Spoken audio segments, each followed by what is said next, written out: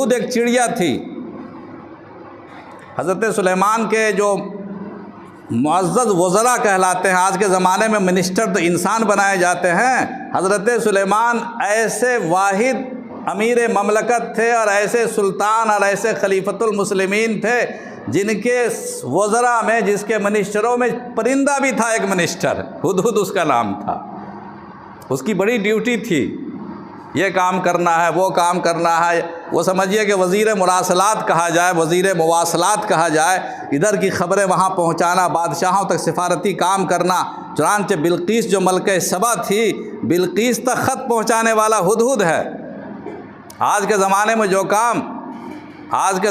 جو کام وزیر مواصلات کرتا ہے، جو انفارمیشن ٹیکنالوجی کا جو ذمہ دار کرتا ہے، وہ کام اس زمانے میں ہدہد کے ذمہ تھا۔ تو ہدہد وہ پرندہ ہے، وہ چڑیا تھی جو حضرت سلیمان کے